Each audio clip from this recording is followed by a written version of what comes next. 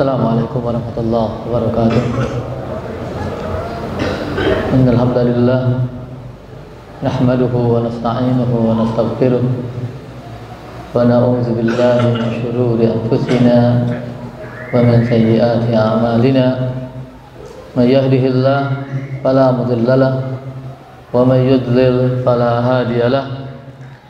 Asyhadu an la ilaha illallah wahdahu la syarika lahu wa asyhadu anna Muhammadan abduhu wa rasuluhu la nabiyya ba'dah. Ya ayyuhalladzina amanu taqullaha haqqa tuqatih wa la tamutunna illa wa antum muslimun. Ya ayyuhan nasu taqu rabbakum alladzi khalaqakum min nafsin wahidah wa khalaqa minha zawjaha wa batha minhuma rijalan katsiran wa nisaa'a wattaqullaha alladzi tasaaluna bihi wal arham innallaha kana 'alaikum raqiba. Ya ayyuhalladzina amanu taqullaha wa qulu qawlan sadida yuslih lakum a'malakum wa yaghfir lakum dhunubakum wa may yuti'illaha wa rasulahu faqad faza fawzan 'azima. Amma ba'd, fa inna asdaqal hadithi kitabullah wa khairal hadyi hadyu Muhammadin sallallahu alaihi wasallam wa syarrul umuri muhdatsatuha wa kullu muhdatsatin bid'ah wa kullu bid'atin dhalalah wa kullu dhalalatin finnar. Hadirin dan hadirat rahimakumullah, alhamdulillah Allah subhanahu wa ta'ala senantiasa mencurahkan nikmatnya kepada kita. Beribu nikmat, berjuta nikmat yang tidak bisa kita hitung, yang menuntut kita untuk selalu bersyukur kepadanya.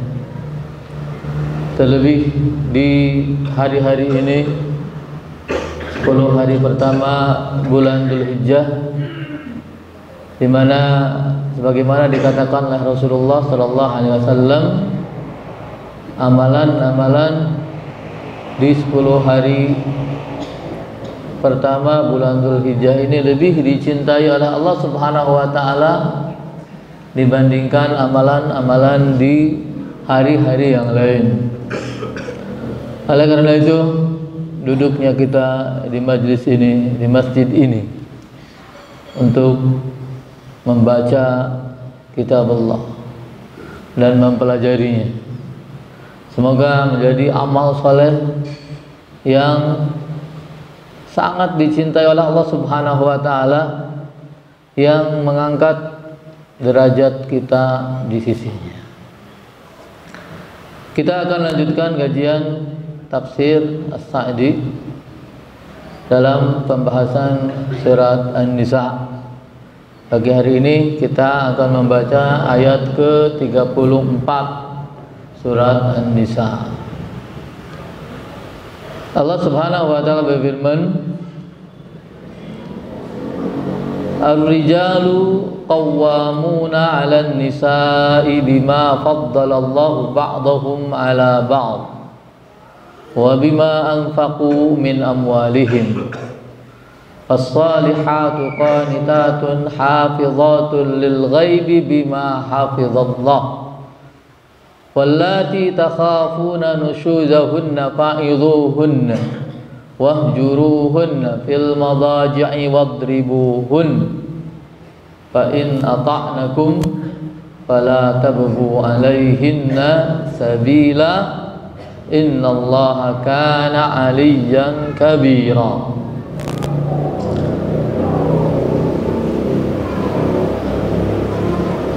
Syekh Sa'di rahimahullah mengatakan, yukhbiru ta'ala anna ar-rijal qawwamuna 'alan nisa. Allah Subhanahu wa ta'ala mengabarkan, memberitakan bahwa rijal, laki-laki itu qawwamun 'alan nisa. Yang dimaksud dengan qawwamun, Imam Ibnu Katsir rahimahullah mengatakan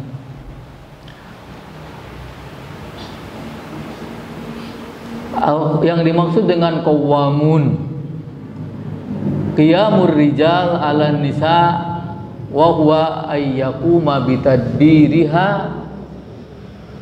wa ta'dibiha wa imsakiha fi baitiha wa man'iha minal buruz wa anna 'alaiha ta'atuhu wa qabulu amrihi ma lam takun ma'siyah. Apaan itu? Pernyataan Imam Al-Qurtubi rahimahullah. Sedangkan Imam Ibnu Katsir mengatakan ar-rijalu qawwamuna 'alan nisa, artinya ar-rajulu qayyimun 'alal mar'ah. Laki-laki itu qayyim 'alal mar'ah. Apa yang dimaksud dengan qayyim? Ada beberapa makna. Pertama, raisuha.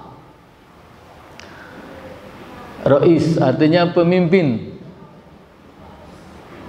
Wa kabiruha, orang tua. Wal hakim 'alaiha, yang ketiga yang menentukan urusan. Yang keempat, wa muaddibuha, yang mendidiknya. Ya, jadi ar-rijalu qawwamuna 'alan nisa artinya apa? Laki-laki itu pemimpin, orang tua, pendidik, dan penentu urusan perempuan. Allah Subhanahu wa ta'ala dalam Al-Quran menyebut rijal, laki-laki, itu dalam 50 tempat, 50 kali disebut laki-laki dalam Al-Quran dalam bentuk mufrad rajul atau musanna rajulan rajulain, dua orang laki-laki, atau rijal, laki-laki yang banyak. Di dalam bahasa Arab rajul satu orang laki-laki, rajulan dua orang laki-laki, rijal artinya banyak laki-laki. Ya. Tapi kalau di Indonesia ada orang namanya rijal, tapi satu orang, ya. Jadi itu satu orang yang memiliki makna banyak orang. Allah Subhanahu wa ta'ala menyebut pasangan dari rojul itu mar'ah di dua tempat dalam Al-Quran. Rojul pasangannya mar'ah, perempuan. Kemudian rijal dalam bentuk jamaknya pasangannya nisa. Ya, itu dalam 10 tempat atau 10 kali dalam Al-Quran. Di antaranya ini, ar-rijalu qawwamuna 'alan nisa. Allah Subhanahu wa ta'ala menggandengkan atau menyebut ar-rijal dan nisa bergandengan. Kemudian kalau kita perhatikan, kita amati, kita tadaburi bagaimana Allah Subhanahu wa ta'ala menyebut rijal dalam Al-Quran itu bisa kita dapatkan ada 3 makna. Ya. Jadi laki-laki itu bisa disebut laki-laki karena memang zatnya laki-laki, atau memiliki sifat kelaki-lakian, atau dia memang laki-laki yang memiliki sifat kelaki-lakian. Ya. Apa sih sifat kelaki-lakian itu? Banyak ya, yang terutama para ulama menyebutkan inti dari sifat kelaki-lakian itu pertama al-quwwah, kekuatan. Yang kedua as-syaja'ah, keberanian. Yang ketiga ar-razana, kebijaksanaan. Kemudian as-sabr, kesabaran, keteguhan. Ini sifat-sifat inti pada laki-laki. Jadi ada laki-laki yang memang badannya laki-laki tapi tidak memiliki sifat kelaki-lakian. Ada laki-laki yang memang dia laki-laki dan memiliki sifat kelaki-lakian. Oleh karena itu ada pula perempuan yang dia itu perempuan tapi memiliki sifat kelaki-lakian. Jadi kalau rumah tangga, ada rumah tangga DKI di bawah kekuasaan istri. Nah, berarti ini sudah suaminya laki-laki tapi tidak memiliki sifat kelaki-lakian, sementara istrinya itu perempuan tapi memiliki sifat kelaki-lakian. Nah, ini nggak beres kalau begini. Ya. Kalau kita sebagai contoh, kita sebut sebagai contoh bagaimana Allah Subhanahu wa taala menyebut laki-laki, ar-rijal itu laki-laki dalam bentuk badan laki-laki tanpa sifat kelaki-lakian di surat At-Taubah ayat 109. Ketika Allah Subhanahu wa taala menyebutkan fihi masjidun ussisa 'ala taqwa min awwali yaumin ahaqqu an taquma fihi rijalun yuhibbuna ayyatatahharu. Ya, ketika Allah Subhanahu wa taala menceritakan tentang Masjid Quba, masjid yang pertama dibangun oleh Rasulullah sallallahu alaihi wasallam, yang disebut dengan masjid yang dibangun di atas ketakwaan. Kenapa? Di situ ada fihi rijal. Di situ ada laki-laki. Yang dimaksud itu laki-laki, orang laki-laki. Yuhibbuna ay yatatahharu. Yuhibbuna ay yatatahharu. Mereka suka kebersihan, mencintai kebersihan. Ini laki-laki dalam zatnya laki-laki. Kemudian contoh Allah Subhanahu wa taala menyebut laki-laki dalam sifat kelaki-lakiannya di surat Al-Ahzab ayat 23. Allah Subhanahu wa taala menyebut minal mu'minina rijalun shadaqu ma'ahadullah alaih. Di antara orang-orang mukmin ada rijal. Oh, rijal apa? Nggak perlu disebut zat laki-lakinya karena disebut pertama mukminin, berarti orang-orang mukminin itu laki-laki. Ada rijal, yaitu orang-orang yang memiliki sifat kelaki-lakian yang sesungguhnya. Makanya shadaqu ma'ahadullah alaih. Mereka benar-benar dengan perjanjian mereka kepada Allah Subhanahu wa taala. Mereka benar dengan iman mereka, siap mempertahankan iman mereka walaupun nyawa mereka harus dikorbankan. Itu laki-laki, rijal. Ya, laki-laki, kelaki-lakiannya, bukan laki-laki zat. Adapun yang ketiga, Allah Subhanahu wa taala menyebut laki-laki zatnya dan sifat kelaki-lakiannya secara bersamaan di sini. Di ayat 34 surat An-Nisa, Allah Subhanahu wa taala mengatakan ar-rijalu qawwamuna 'alan nisa. Ar-rijal, laki-laki. Ya. Laki-laki itu manusia yang diberi sifat, ya, diberi khasais, keistimewaan yang membedakan dirinya dengan perempuan. Apa perbedaannya? Dari postur tubuh ada perbedaan. Ya, dulu kita sebutkan bagaimana Allah Subhanahu wa taala sudah membedakan rizki laki-laki dengan perempuan sejak dia minum air susu ibunya.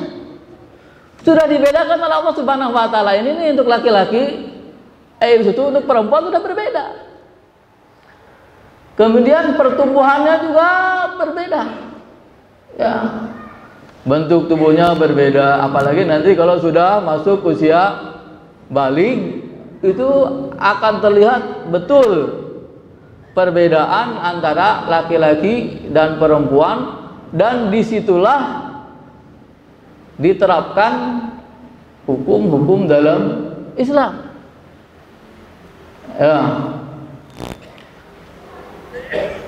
Tidak perlu dijelaskan tentunya bagaimana sih perbedaan laki-laki dan perempuan, karena semua sudah tahu sebenarnya. Kecuali orang-orang yang otaknya miring. Ingin mencari pembenaran bahwa boleh tidak tahu mana laki-laki, tidak tahu mana laki-laki, mana perempuan. Ya, orang-orang LGBT itu tidak normal, tidak bisa membedakan mana laki-laki, mana perempuan. Kalah sama ayam. Ayam saja tidak perlu belajar SD, SMP, SMA, S1, S2, S3 untuk membedakan mana betina, mana jantan. Nggak pernah ayam jantan ngejar ayam jantan. Ya, kalau ayam jantan ngejar ayam betinanya lari. Kalau dua-duanya jantan pasti berhadapan-hadapan, kepala dengan kepala. Kenapa? Tahu mana jantan, mana betina. Nah, kalau sekarang orang dengan dalih kebebasan, dengan dalih persamaan hak, dengan dalih macam-macam untuk melegalkan kemaksiatan, dengan dibungkus berbagai macam bungkus yang membuat orang bisa percaya bahwa itu adalah layak dan benar, padahal sebenarnya adalah kebodohan dan kegilaan. Allah Subhanahu wa taala mengatakan ar-rijalu qawwamuna 'alan nisa. Syekh Sa'di rahimahullah melanjutkan di sini. Qawwamuna 'alan nisa ay qawwamuna 'alaihinna, bahwa laki-laki itu, ini pembicaraannya lebih cenderung kepada laki-laki dalam posisinya sebagai suami. Maka suami itu qawamun, dia bertanggung jawab atas istri-istrinya. Ar-rijalu qawwamuna 'alan nisa, para laki-laki itu bertanggung jawab atas istri-istrinya. Dengan apa? Pertama, biilzamihinna bihuquqillahi ta'ala. Para suami bertanggung jawab untuk memaksa, memerintahkan, menyuruh, mewajibkan istri-istrinya melaksanakan semua hak Allah.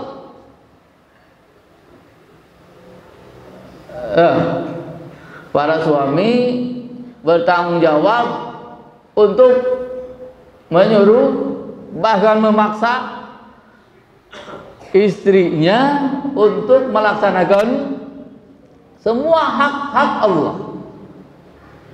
Minal muhafadzati ala faraidih, di antaranya hak-hak Allah itu apa? Apa-apa yang diwajibkan atas orang-orang beriman. sholat ya, 5 waktu yang wajib, kemudian zakat kalau mempunyai kemampuan, kemudian saum, kemudian haji. Semua hal-hal yang diwajibkan oleh Allah Subhanahu wa Ta'ala kepada setiap muslim, maka suami punya kewajiban dan tanggung jawab untuk memerintah istrinya. Wa kaffihinna 'anil mafasid, dan melindungi, melarang istrinya dari segala bentuk kerusakan. Kerusakan yang menimpa dirinya, menimpa suaminya, dan menimpa keluarganya. Apa bentuk kerusakan? Kalau istri tidak menutup auratnya, rusak nggak? Rusak. Kalau suami membiarkan istrinya keluar rumah tanpa menutup auratnya, itu berarti suami melepaskan tanggung jawabnya. Suami tidak melindungi istrinya dari kerusakan.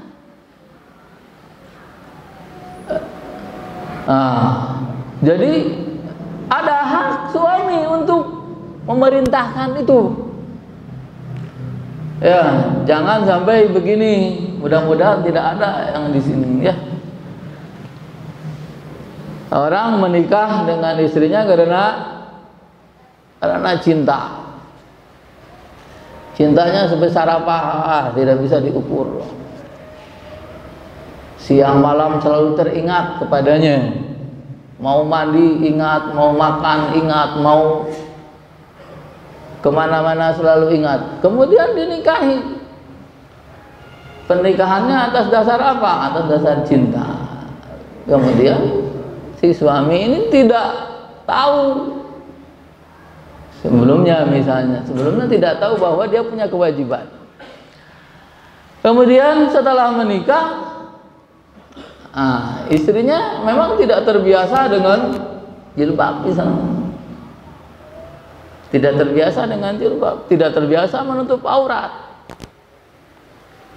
Kemudian setelah menikah, dia tetap dengan kebiasaannya kalau keluar rumah tidak menutup auratnya. Bagaimana suami kalau seperti ini? Ada kewajiban suami mengingatkan, harus menutup aurat, harus menutup aurat, harus menutup aurat. Kalau tidak mau, nanti ini ada langkah-langkah yang harus diambil, akan dijelaskan dalam ayat ini berikutnya. Ya. Jadi tanggung jawab yang besar pada para suami terhadap istrinya adalah menjaganya dari segala bentuk kerusakan, terutama kerusakan ukhrawi. Oleh karena itu Allah Subhanahu wa taala berpesan di surat At-Tahrim ayat 6, ya ayyuhalladzina amanu qu anfusakum wa ahlikum nar. Qu anfusakum wa ahlikum nar. Wahai anak-anak yang beriman, jagalah diri kalian, wa ahlikum, dan keluarga kalian. Yang dimaksud dengan keluarga siapa? Siapa yang dimaksud dengan keluarga? Yang pertama istri, kemudian anak-anak. Jadi ingat ini, para suami, ingat tanggung jawab kita sebagai suami adalah melindungi istri kita dari segala bentuk kerusakan baik dunia maupun akhirat. Kalau tidak siap bagaimana? Kalau tidak siap, wah ini tanggung jawabnya berat, nah, saya tidak berani. Sudah, jangan jadi suami. Kalau tidak siap untuk memikul tanggung jawab ini, jangan jadi suami. Itu yang pertama. Ya, qawwam. Tanggung jawab suami terhadap istrinya adalah memerintahkan kepada istri untuk melaksanakan semua perintah Allah Subhanahu wa taala dan melindungi istri dari segala bentuk kerusakan. Kemudian kata Syekh Sa'di rahimahullah, wa qawwamuna 'alaina aidan, dan para suami bertanggung jawab atas istri mereka bil infaqi alaihinna,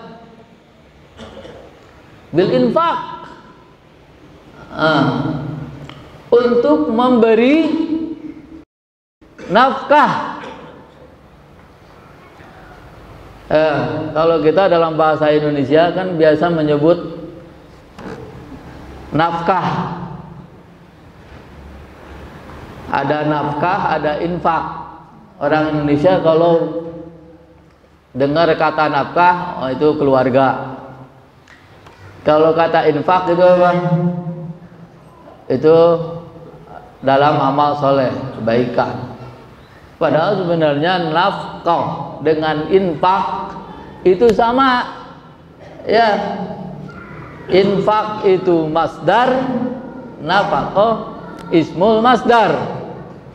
Makanya di sini Syekh Sa'di menyebut bil infaqi alaihinna, tidak bin nafaqati alaihinna, bil infaq alaihinna. Jadi para suami bertanggung jawab untuk memberi belanja istri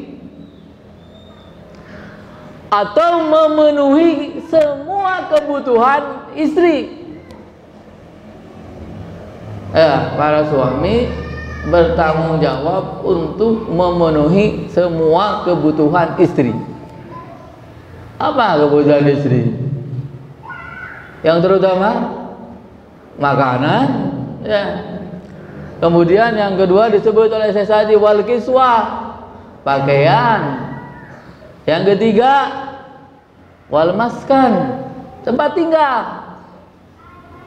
Kata orang Indonesia apa? Pangan, sandang, papan. Makanan, pakaian, dan tempat tinggal. Itu kewajiban suami. Jadi supaya apa? Supaya istri itu tidak memikirkan apa-apa kecuali suami. Jadi istri itu tidak usah mikirkan apa-apa kecuali suaminya. Makanya suami itu harus memenuhi segala kebutuhan istrinya. Dan Masya Allah, dalam Islam memberi nafkah kepada istri itu adalah ibadah, amal saleh. Dalam hadis yang diriwayatkan oleh Imam Muslim dari Sa'ad bin Abi Waqqas radhiyallahu anhu, Rasulullah sallallahu alaihi wasallam bersabda, "Walasta tunfiqu nafaqatan tabtaghi biha wajhallah illa ujirta 'alaiha hatta ma tadau fi imra'atik." Tidaklah kamu membelanjakan harta dengan mengharapkan ridha Allah, mengharapkan wajah Allah, kecuali kamu mendapatkan pahala. Kamu mendapatkan pahala kalau kamu membelanjakan harta dengan niat untuk mendapatkan ridha Allah Subhanahu wa taala. Hatta ma tadau fi bimra'atik, sampai apa yang kamu letakkan di mulut istri kamu. Apa yang diletakkan di mulut istri saja? Hah? Makanan. Artinya apa? Seorang suami membeli makanan kemudian menyuapkan makanan itu ke istrinya, itu dapat pahala.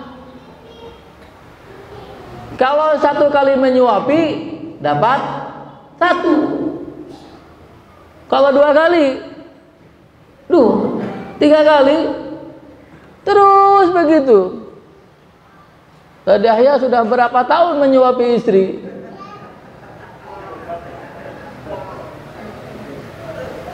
Jangan hanya malam pertama saja menyuapi istri itu. Ya, suapi. Menyuapi istri itu tentunya berbeda dengan kalau kita beli makanan kemudian bilang sama sini makan, mau makan sendiri. Emang enggak, beli makanan, kamu makan udah gede bisa makan sendiri. Dengan beli makanan, ini sama-sama makan satu piring berdua, atau saling menyuapi, itu kan bagus tuh. Ya, sampai suami istri sudah nenek-nenek, kakek-kakek tetap saling menyuapi. Wah, luar biasa itu, rekor gitu.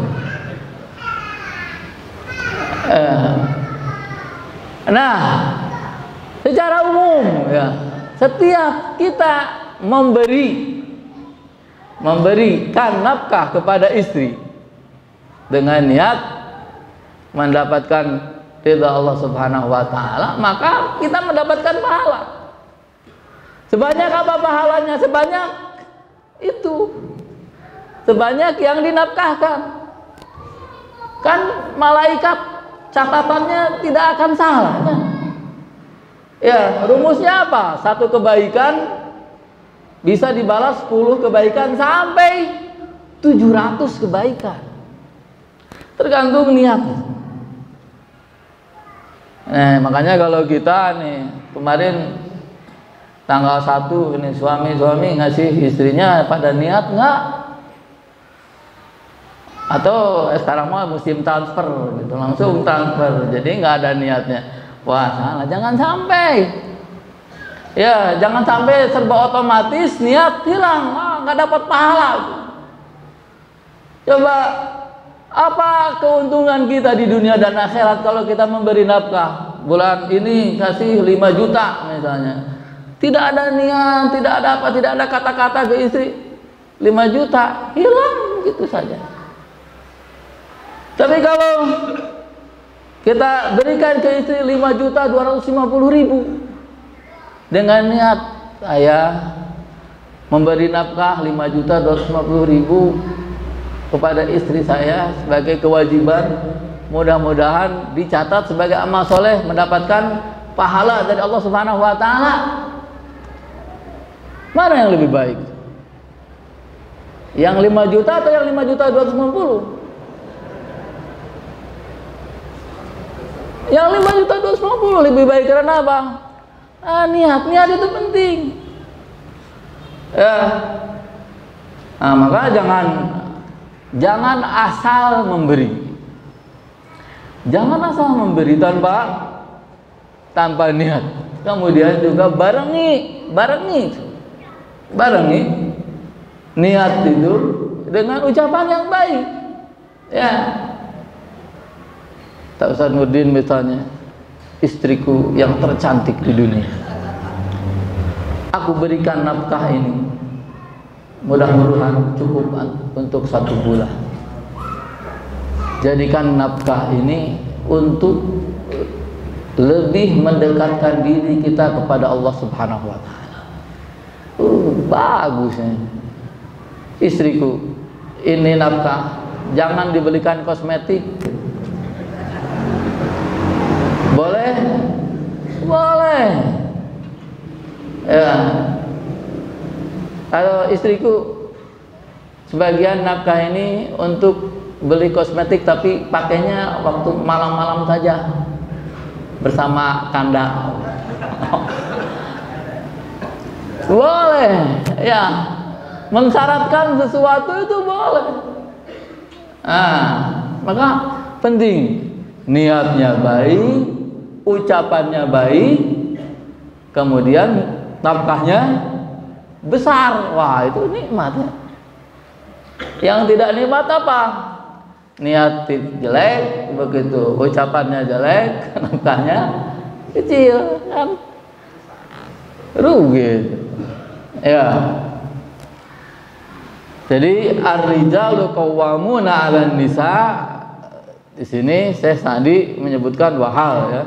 Pertama, bertanggung jawab untuk memerintahkan kepada kebaikan, melaksanakan semua perintah Allah Subhanahu wa taala dan menjaga dari segala kerusakan. Kemudian tanggung jawab yang kedua apa? Memberi nafkah. Summa dzakara sabab al-mujib liqiyamir rijal 'alan nisa. Kemudian kata saya tadi, Allah Subhanahu wa taala menyebutkan sebab ya, kenapa laki-laki yang bertanggung jawab atas perempuan, tidak sebaliknya.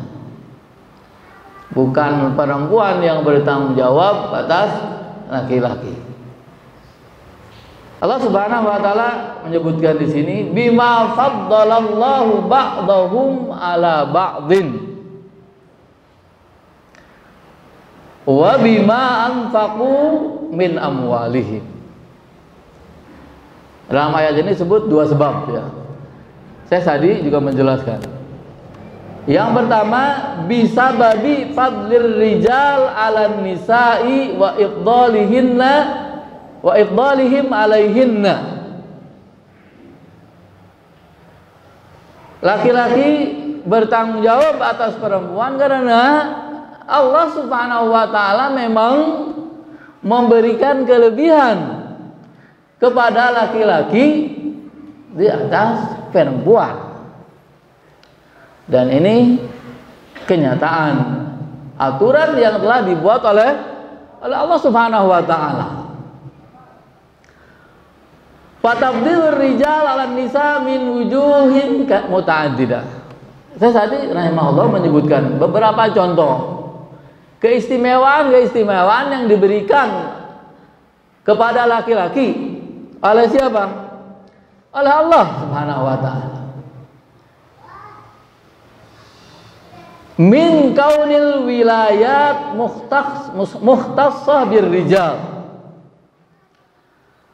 Banyak kekuasaan yang diberikan oleh Allah Subhanahu wa taala kepada laki-laki dan tidak diberikan kepada perempuan. Contoh apa? Jadi imam sholat, imam itu kekuasaan.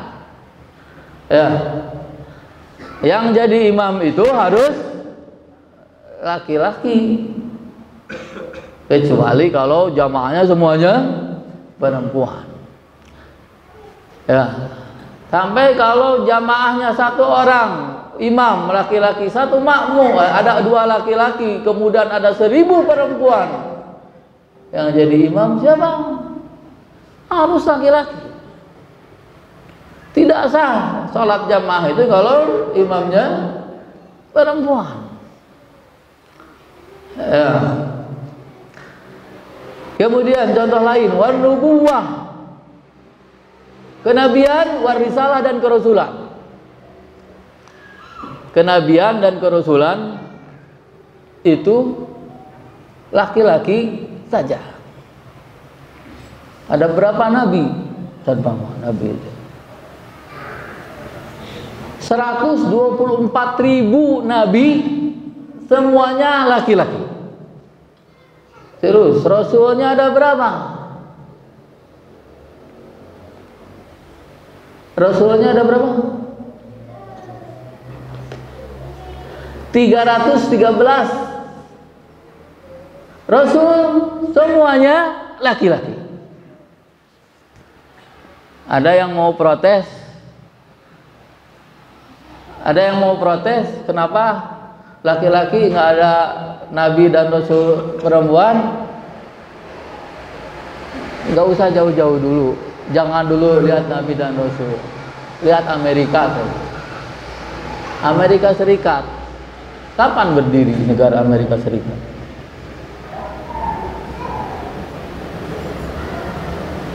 Ada guru IPS ya?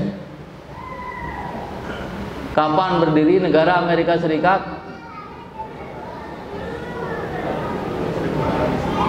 Oh, saduh, jangan apa?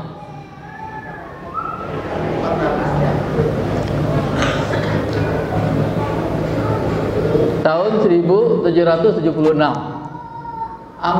Amerika Serikat berdiri. Pemimpinnya presiden.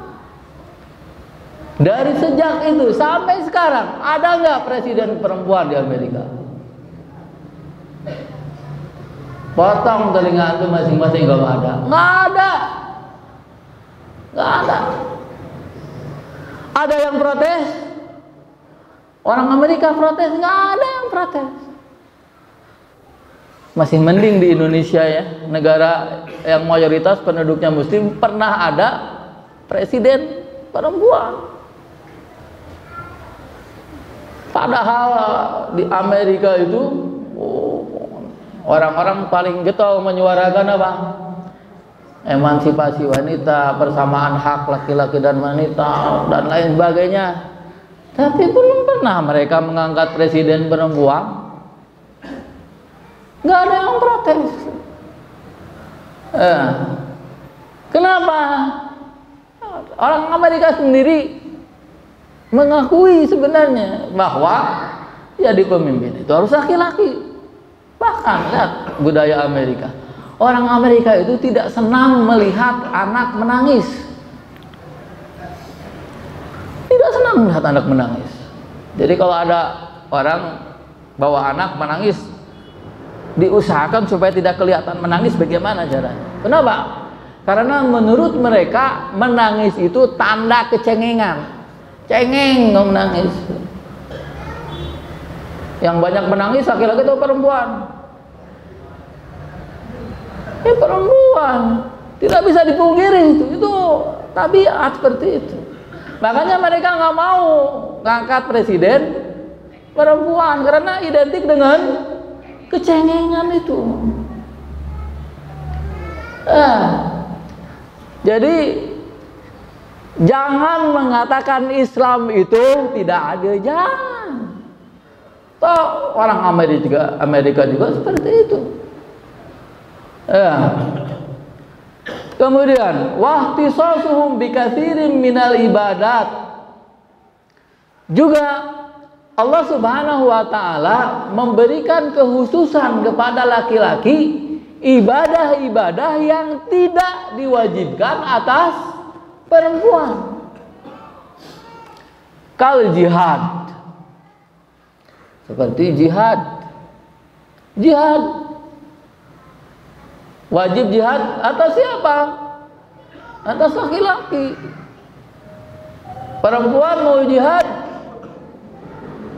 Kan dulu pernah perempuan di zaman Rasulullah Sallallahu Alaihi Wasallam protes. Karena apa?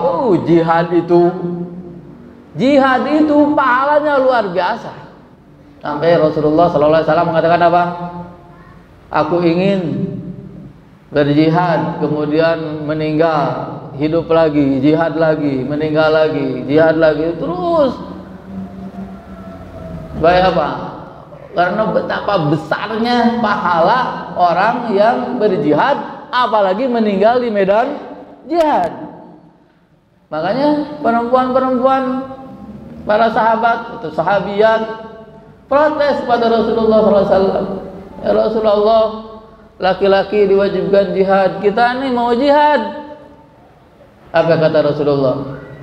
Lakunna jihadun la qitala fi. Bagi kalian ada jihad tanpa perang. Apa? Al-hajj, haji dan umrah. Itu jihad bagi perempuan. Wal a'yad wal juma'. Ya, contoh lain. Salat Id, salat Jumat. Wajibnya atas siapa? Atas laki-laki. Ya, wajib salat Jumat wajib atas laki-laki. Kalau perempuan mau salat Jumat tidak wajib, karena wajibnya atas laki-laki.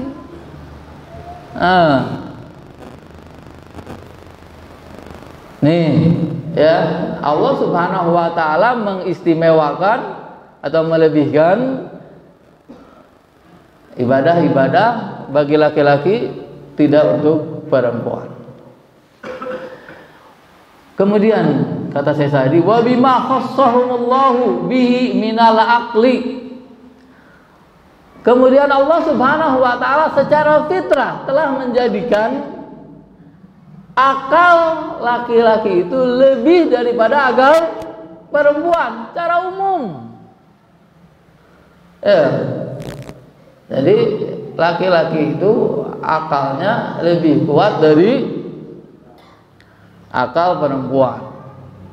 Oleh karena itu, kalau sholat jenazah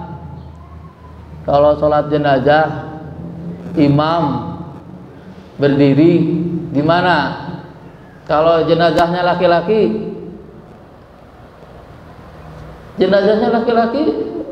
sejajar dengan kepalanya, ya kan? Kalau jenazahnya perempuan sejajar dengan dadanya. Kenapa? Sebagian ulama mengatakan ini hikmahnya atau isyarat untuk menunjukkan bahwa ada kelebihan laki-laki di sininya, kemudian kelebihan perempuan di dadanya. Jadi yang menonjol pada laki-laki itu kepalanya, yang menonjol pada perempuan dadanya. Itu fitrah, takdirnya seperti itu. Ya. Karena apa? Perempuan itu lebih emosional. Coba aja, begitu misalnya anak sakit atau keluarga suami istri, bapak ibu, anaknya sakit, yang paling menderita siapa? Ibunya. Ininya. Kalau bapaknya mikir-mikir dulu. Oh, kalau saya ikut-ikutan sakit, siapa yang usaha, siapa yang kerja? Ya. Jadi biarlah anak sakit sama ibunya, bapak usaha. Nyari apa? Nyari nafkah. Itu apa? Akal itu. Ya. Jangan anak sakit, ibunya aduh ikut sakit. Bapaknya juga saya mau ikut-ikutan sakit, biasanya nggak ada yang usaha. Semua sakit, payah itu.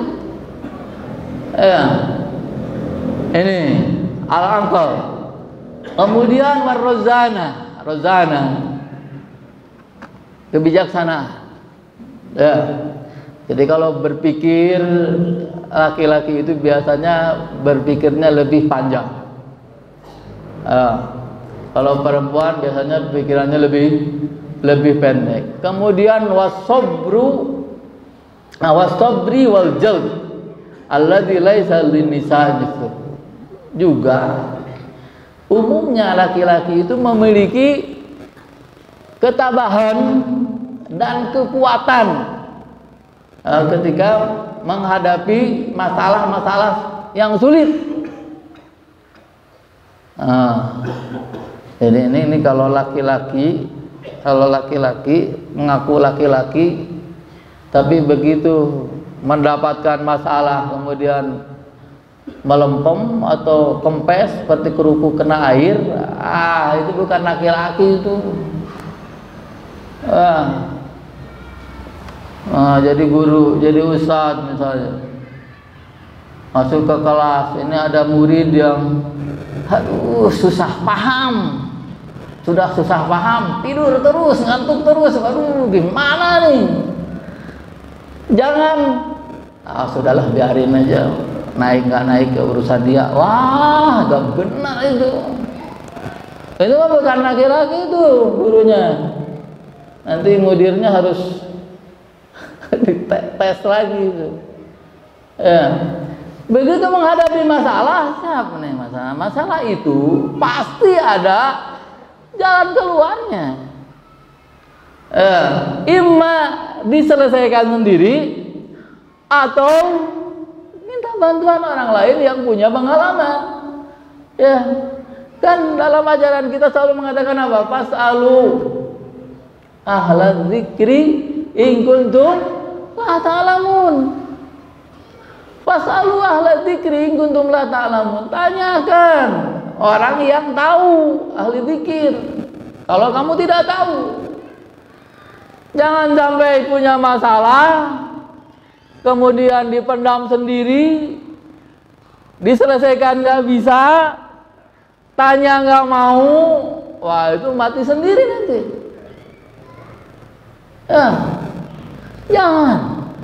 Yang namanya laki-laki siap menghadapi masalah apapun. Karena apa? Ini ada sabar wal jalb, ya, pada diri laki-laki. Wa kadzalika khassahum bin nafaqat 'ala zaujat. Dan juga Allah Subhanahu wa taala mengkhususkan mereka, mewajibkan kepada laki-laki untuk memberi nafkah kepada istri, tidak sebaliknya.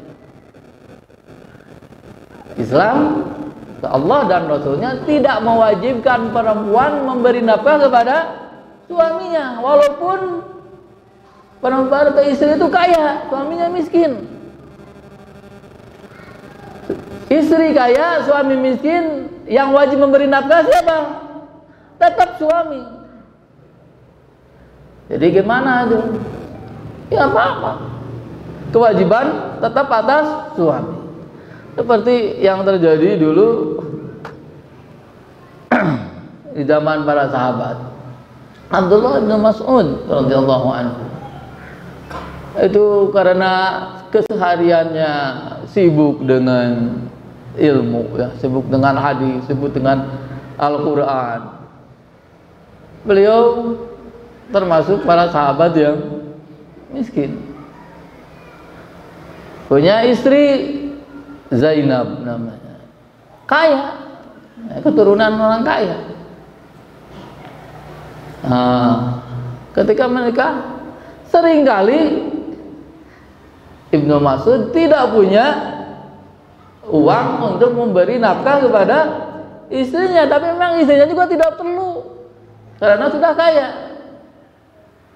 Tapi ngelihat istri yang baik, istri yang baik nawarkan, ini suaminya tidak bisa melakukan kewajiban, sementara dia punya. Makanya kata Zainab ke Abdullah bin Mas'ud, coba tanya kepada Rasulullah, boleh nggak aku bersedekah kepada kamu supaya kamu memberi nafkah kepadaku?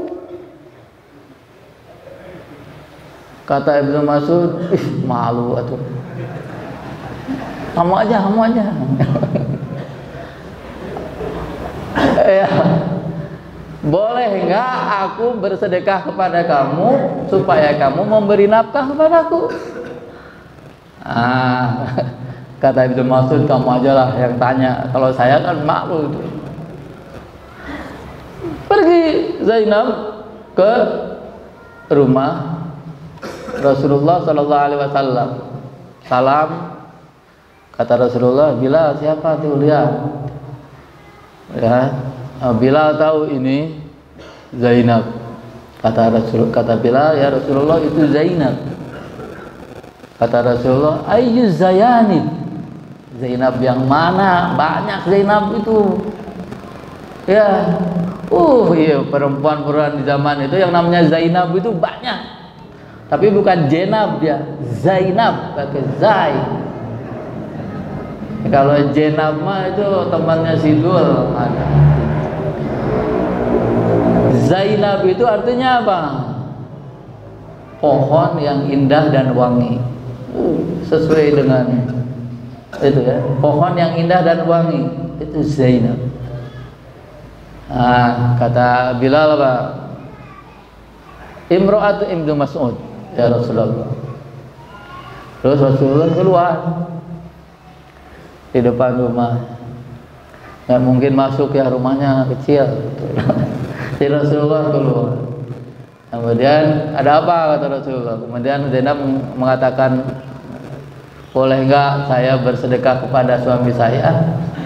Lalu suami saya memberi nafkah kepada saya. Kata Rasulullah, ya boleh. Boleh. Jadi tetap wajibnya nafkah itu atas laki-laki. Jadi walaupun laki-laki suami miskin, tetap wajib memberi nafkah walaupun istrinya kaya. Ya.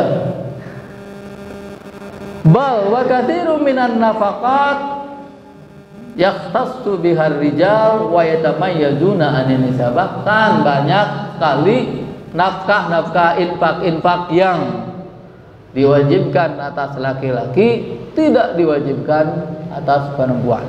Seperti contoh ini sekarang, banyak orang yang salah paham. Syariat kurban, yang wajib berkurban itu siapa? Yang diajarkan oleh Rasulullah SAW, yang berkurban itu kepala keluarga untuk satu rumahnya, berapapun isinya di situ. Suami istri, anaknya 11 misalnya. Wajib kurbannya siapa? Suaminya. Dan itu cukup, berarti satu untuk semua, satu untuk 13 orang, cukup. Ya. Jadi nggak usah ini kurban untuk bapak, ini kurban ibu istrinya, ini suami kurban, istri kurban, anaknya kurban, oh semua kurban, jadi 13 kurbannya satu rumah. Bukan sunnah itu. Yang sunnah itu satu rumah satu kurban, yang berkurban itu kepala keluarga. Dan semua hukum yang berhubungan dengan kurban itu hanya berlaku kepada kepala keluarga. Seperti kan Rasulullah SAW mengatakan, kalau sudah masuk awal Dzulhijjah dan orang mau ingin berkurban, maka dia jangan memotong kuku dan mengambil rambut, memotong rambut dan bulu-bulu yang lain yang ada di atas tubuh. Nah, larangan ini berlaku atas siapa? Atas kepala keluarganya saja. Istrinya memotong kuku, silakan.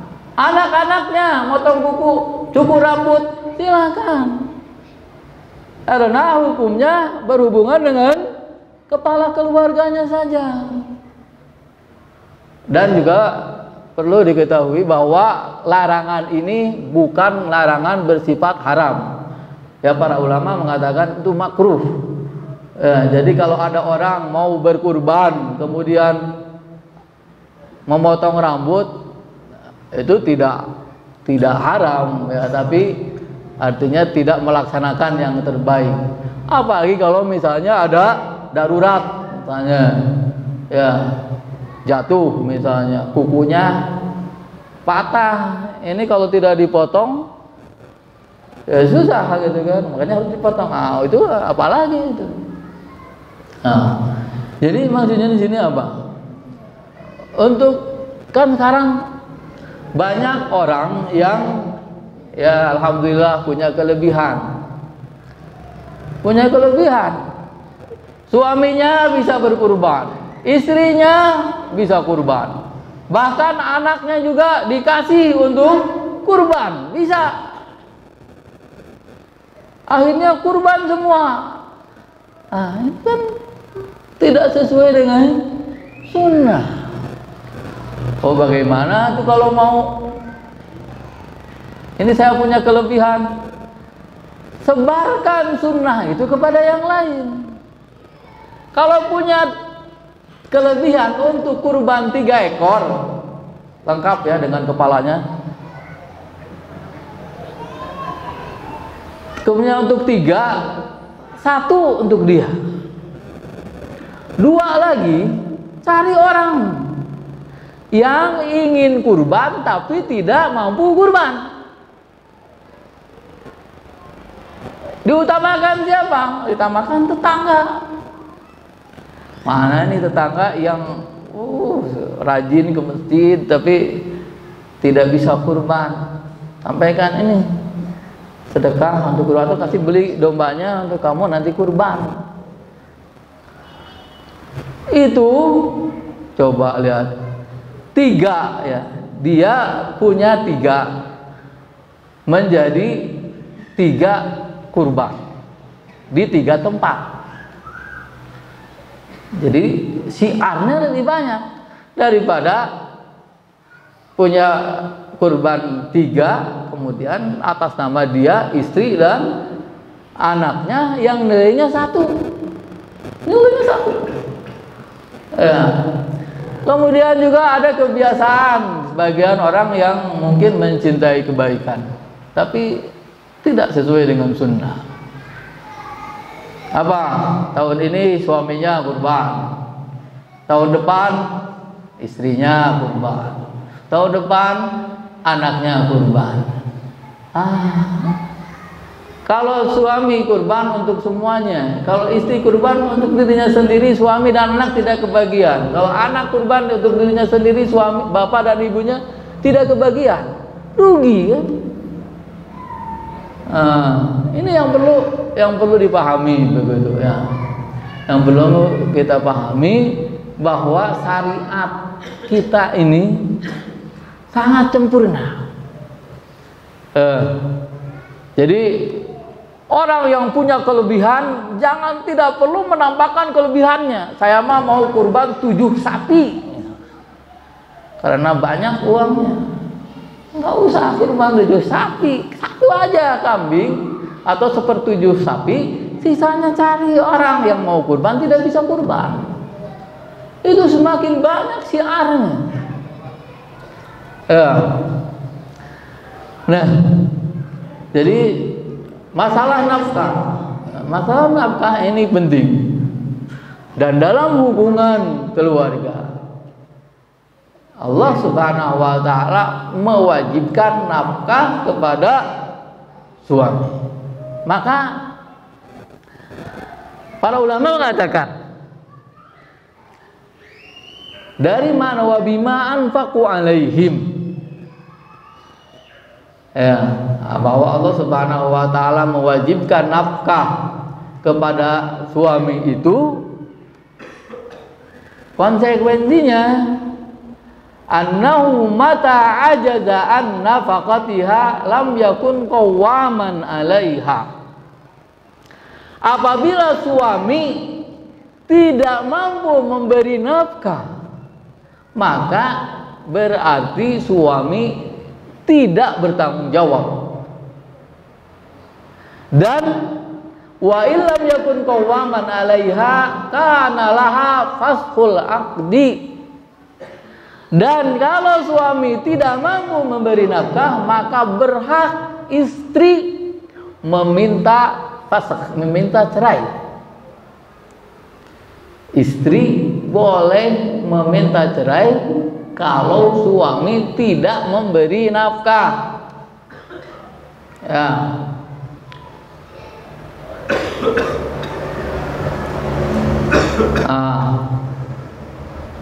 Tapi ada lagi sebagian ulama mengatakan walaupun hukumnya seperti itu,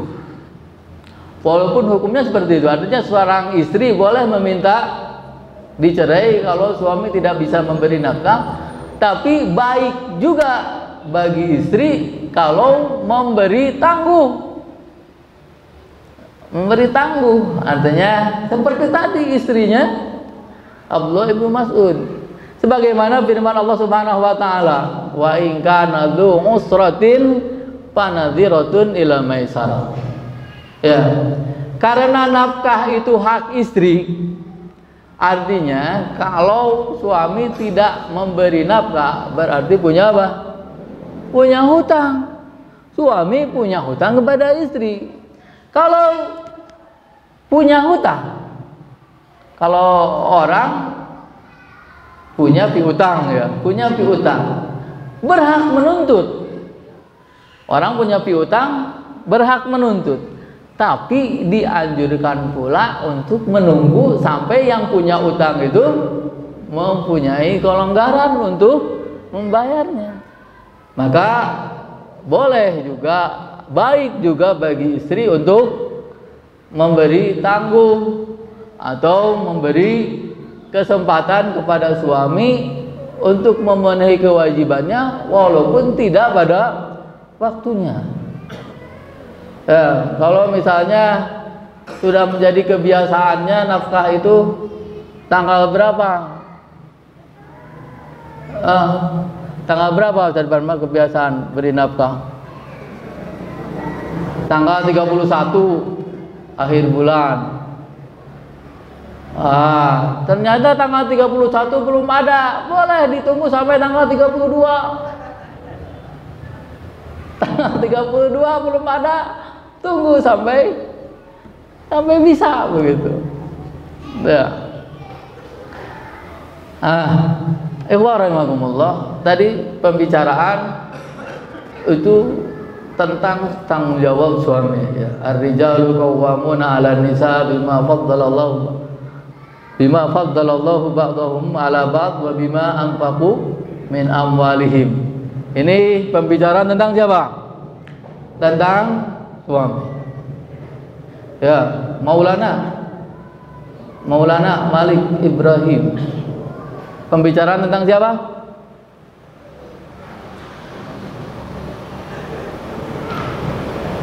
Tentang suami, santa. Kemudian ayat selanjutnya ini berbicara tentang istri ini. Fas-salihatu qanitatun hafizatul lil ghaibi bima hafizallah. Jadi lihat di awal ayat Allah Subhanahu wa taala memberikan kewajiban laki-laki wajib. Ya. Sekarang istrinya gimana?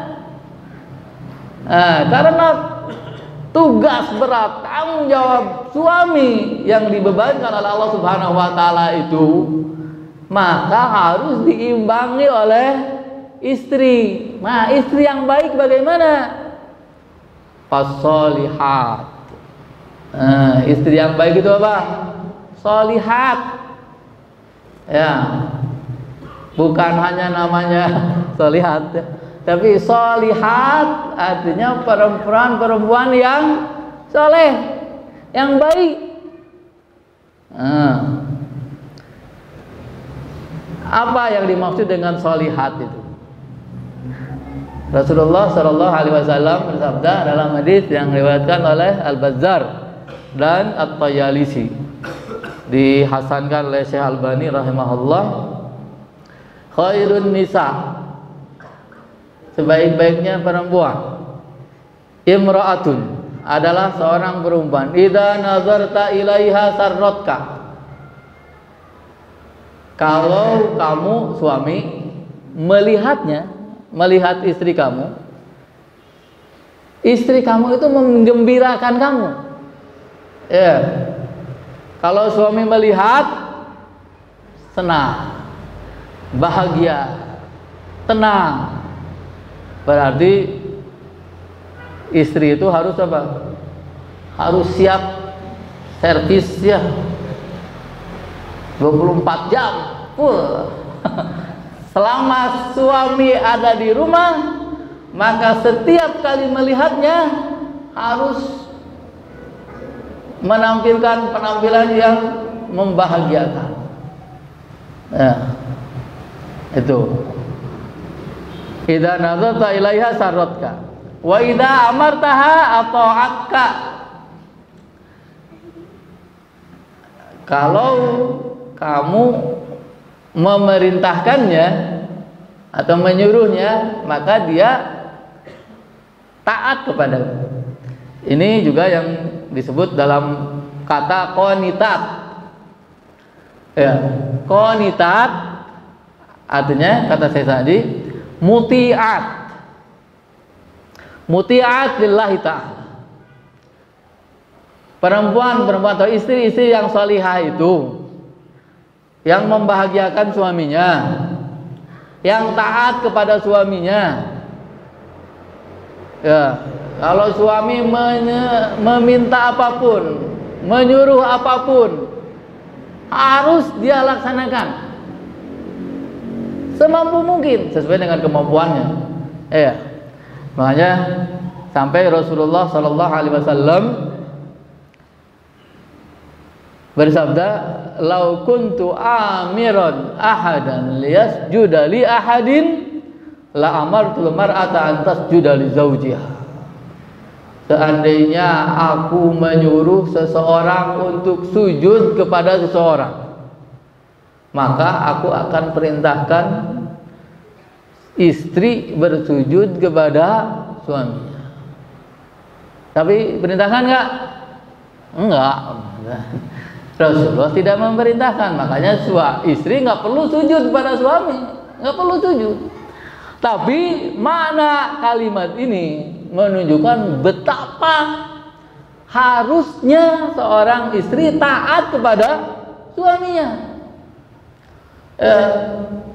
Sampai kalau misalnya Ustaz Ujang masuk ke rumah habis capek-capek, kemudian istrinya lagi masak, kemudian Ustaz Ujang butuh istrinya di kamar, panggil ke kamar, walaupun camerok dan lain sebagainya, harus datang ya. Ya. Tidak ada apa? Tidak ada nanti dulu. Begitu disuruh kerjakan, begitu suruh kerjakan, itu yang terbaik gitu. Tapi tentunya suaminya juga harus lihat kondisi dong, jangan jangan mentang-mentang sebagai seorang yang punya kekuasaan, ya minta ini minta itu, terlambat sedikit, kamu gimana sih, datang minta, Bu, minta teh manis, lama sekali, kenapa? Ternyata tehnya nggak ada. Saya salah sendiri nggak beli tehnya. Ya. Jadi perintah minta ditepati, ditaati, lihat kondisinya. Sediakan semua sarana yang membuat istri bisa taat. Ya.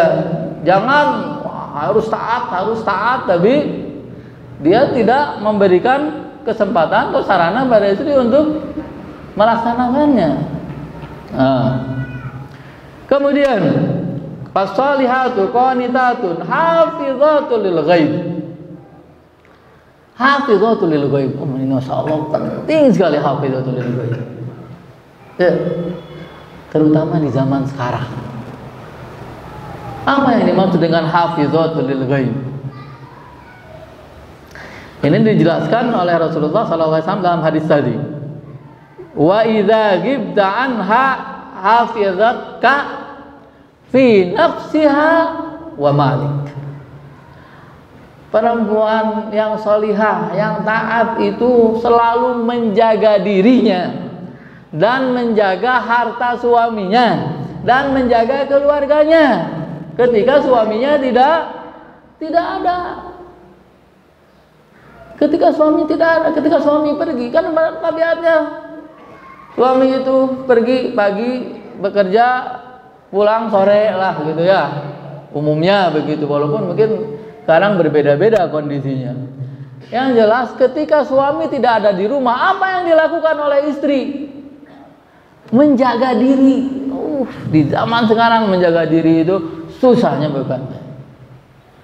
Ya, kalau dulu di zaman Rasulullah, para sahabat, yang namanya perempuan kalau diam di rumah, dia nggak ada yang dilihat kan? Apa yang dilihat? Dinding, paling kursi, tanah. Kalau sekarang suami pergi, istri di rumah, lihat apa? Yang dilihat lebih banyak daripada yang bisa dilihat di luar, ya kan? Yang bisa dilihat oleh istri dengan televisi, HP lebih banyak daripada kalau dia keluar rumah. Nah, ini yang bisa nggak istri menjaga dirinya, menjaga kehormatannya? Kan begini. Kalau saya janganlah yang lain. Kalau istri suatu ketika, kalau alhamdulillah tapi tidak ada TV di rumah. Kalau di rumah ada TV, kemudian istri lihat film, kemudian kan ada binatang filmnya kan ya, yang ganteng-ganteng. Kemudian misalnya kita pulang bilang, tadi nonton itu aktornya luar biasa gantengnya. Itu sudah saya centang, tendang, kembalikan ke orang tuanya. Penghinaan itu. Seharusnya istri itu menganggap laki-laki yang paling ganteng itu suaminya. Tidak ada. Ya, makanya kalau seorang ini sudah membandingkan suaminya dengan laki-laki lain, kenapa? Berarti dia tidak menjaga kehormatan. Maka mencari perempuan di zaman sekarang yang tidak suka lihat film nampaknya susah ya. Makanya tugas yang belum nikah ini berat begitu. Ya, kalau saya kan sudah nikah, yang sudah nikah kebetulan tinggal meluruskan begitu. Hafizatul ghaib. Coba saja, kalau kita baca, sebenarnya saya tidak ingin baca begitu ya, tapi ingin melihat bagaimana fenomena masyarakat yang keluar dari aturan Allah Subhanahu wa Ta'ala. Perempuan keluar rumah, laki-laki bekerja, kemudian dia keluar rumah, apa yang dilakukan?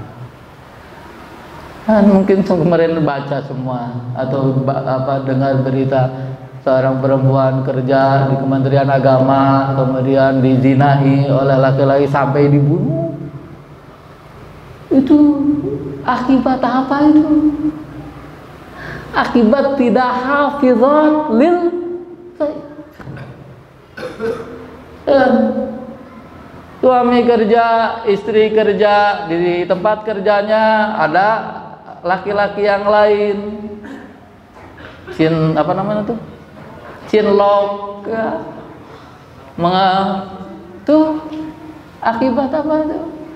Akibat tidak hafizat lil ghaib. Menyakitkan sebenarnya kalau kita baca. Itu semuanya terjadi, bukan hanya di negara yang negara kafir, bukan di negara kafir itu terjadi, di negara yang mayoritas penduduknya muslim. Kalau di Amerika mah nggak usah diceritakan. Sekarang itu 60% gadis Amerika sudah pernah diperkosa. Di Amerika mah pemerkosaan itu kan tadi. Jadi laki-laki itu merasa bangga kalau sudah bisa memperkosa, menampakkan kelaki-lakiannya. Ya. Dari tahun 1996 saja di Amerika itu sudah tiap 2 menit satu perempuan diperkosa. 1996. Sebelumnya 1988 tiap 6 menit satu perempuan diperkosa. Sekarang saya sudah tidak tahu, mungkin tiap detik ada perempuan diperkosa. Dan pemerkosaannya itu tidak hanya di jalan-jalan, termasuk di dalam rumah. Banyak yang diperkosa di dalam rumah oleh laki-laki yang dikenalnya. Itu mah di Amerika itu. Jadi bisa dibayangkan bagaimana kehidupan yang ya sebenarnya kenapa harus memperkosa sih ya? Kalau zina itu boleh, logikanya. Di Amerika kan mau zina boleh, homoseks boleh, mau semua boleh. Tapi kenapa perlu merkosa begitu? Cari aja yang mau, mungkin banyak yang mau kan? Tapi bukan itu. Karena apa? Kemaksiatan itu sebagaimana kata ulama, al-maksiatu tad'u ukhtaha. Kemaksiatan itu akan terus berkembang semakin buruk. Kalau perzinahan sudah dilegalkan, orang sudah tidak puas dengan zina, pasti memperkosa. Terus begitu.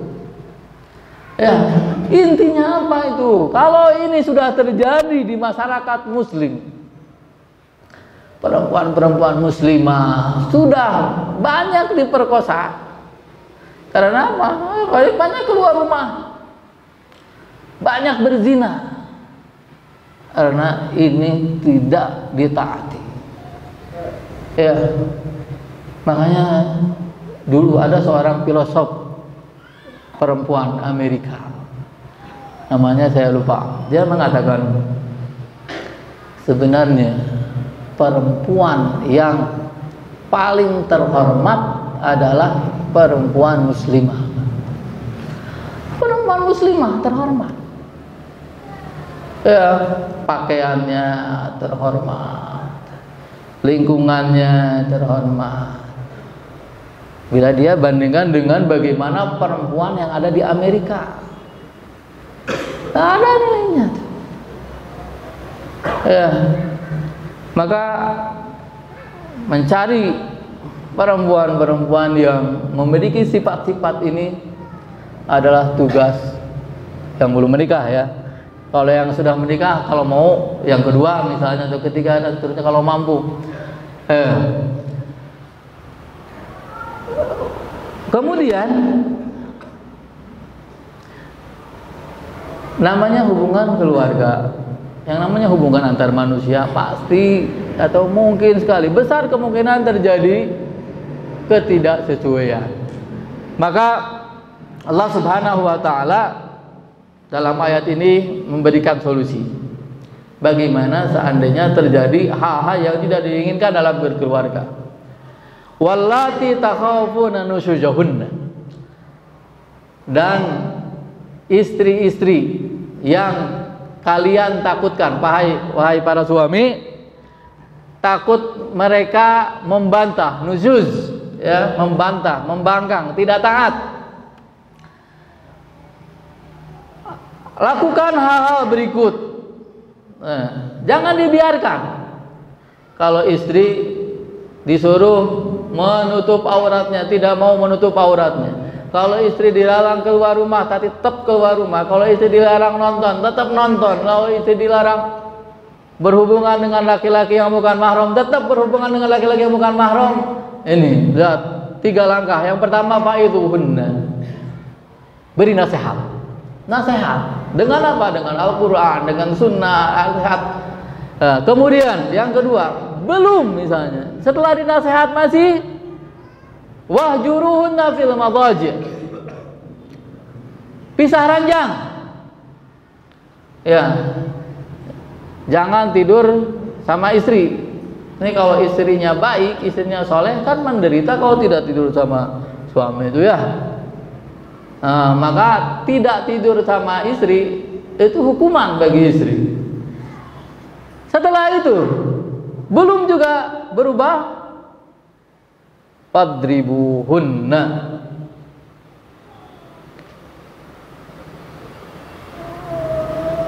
pukul, fadribuhun, pukullah mereka.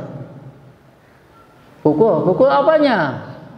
Para ulama mengatakan seorang laki-laki kalau tadi sudah menasehati tidak berhasil, kemudian pisah ranjang juga tidak berhasil, maka pukul.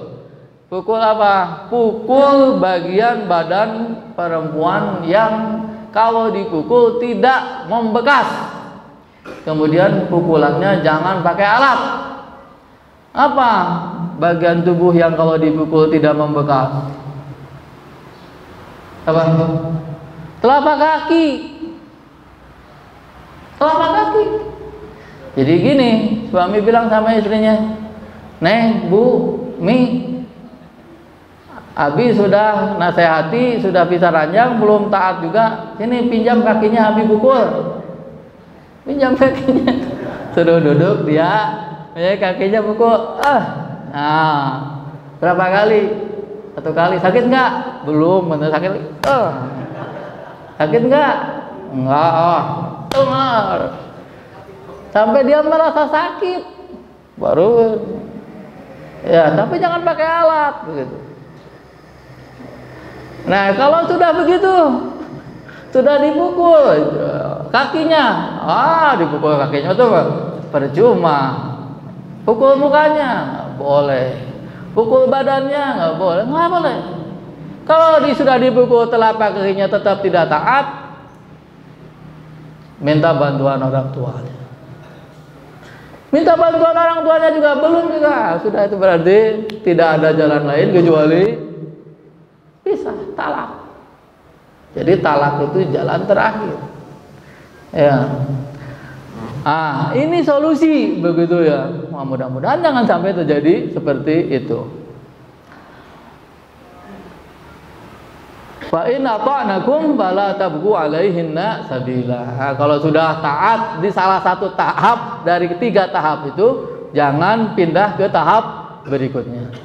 Innallaha kana 'aliyyan kabira. Ayat ini ditutup oleh Allah Subhanahu wa taala dengan pernyataan innallaha kana 'aliyyan.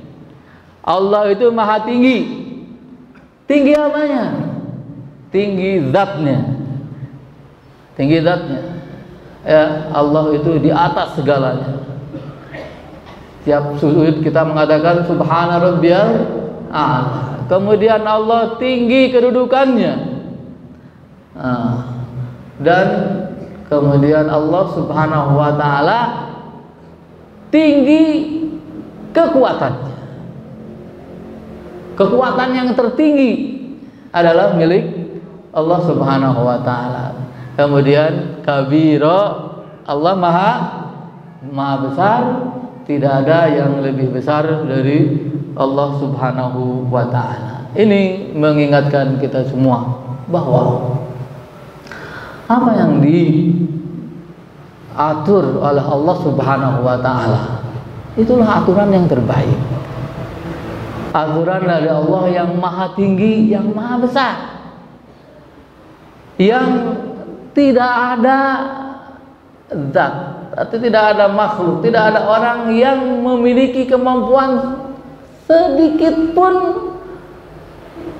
menyamai sebagian kecil dari kemampuan Allah Subhanahu wa taala. Manusia itu kalau tidak tunduk pada apa yang ditetapkan oleh Allah Subhanahu wa taala, artinya dia tidak tahu diri. Tidak tahu diri. Dia itu berada di mana? Di bumi. Diinjak, ditindihi sama mobil saja mati. Kemudian manusia itu sebesar apa? Manusia itu sebesar apa?